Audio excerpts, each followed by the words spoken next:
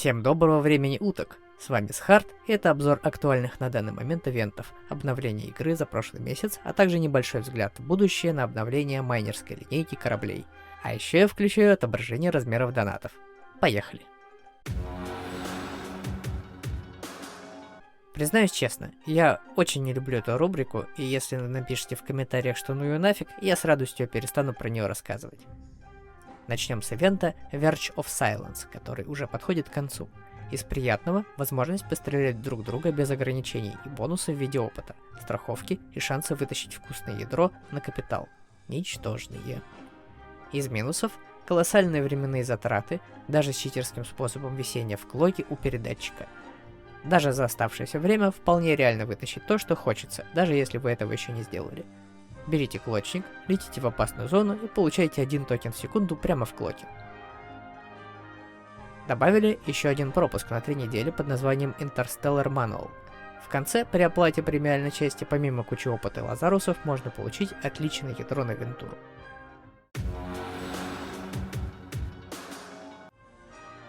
В апреле вышел крупный балансный патч, который помимо баланса кораблей поменял еще много чего.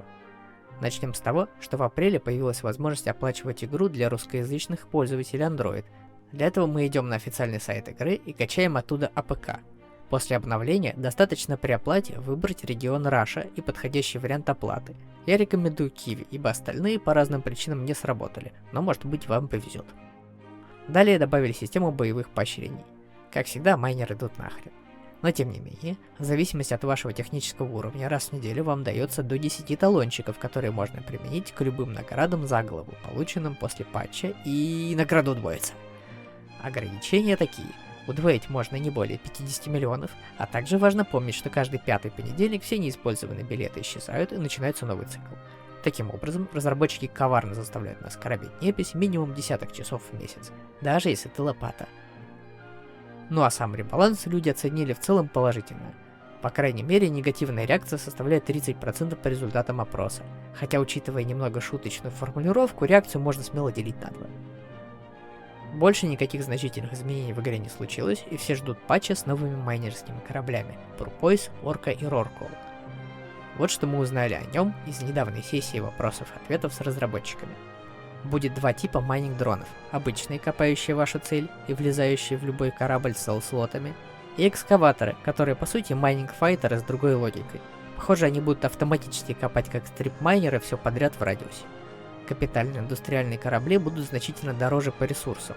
Похоже, именно ими разрабы и будут пытаться заткнуть отсутствие необходимости в больших объемах руды. Правда, не совсем понятно, что делать, когда в каждой системе будет по 1-2 рорки и выхлоп увеличится еще больше.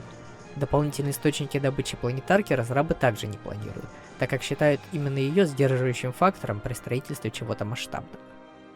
Трюм Роркуэлла будет 300 тысяч, Орки 150 тысяч. Рорка дополнительно сможет сжать руду прямо в трюме, никаких других бонусов пока не предусмотрено. Орка будет на 50% лучше копать, чем Коветр 2. Добыча льда также не планируется.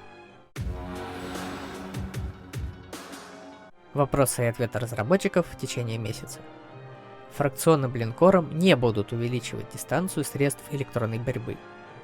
Размер корпораций и альянсов основывается на средних данных по рынку игр на мобилках, так что менять их тоже никто не будет. Клочные эсминцы не в планах, но делать этот класс кораблей более интересным разработчики планируют. С появлением капитальных индустриальных кораблей появится специальный скилл, влияющий на эффективность их сборки. Разработчики в курсе проблемы клочников в клайм-системах и работают над решением. Рассматривается некий ребаланс Т-10 линкоров, так как они очень близки к фракционным линкорам по эффективности. Введение чего-то вроде Mining Detection Erase все еще не планируется. Привязки корпоративного налога к тиру также не планируется. Ну а на этом все. Ссылки для пожертвований в описании, становитесь спонсорами и плюсами нашего альянса, а также оставляйте ваши отзывы в комментариях. С вами уже традиционно Схарт, Sky News Industry, конец связи.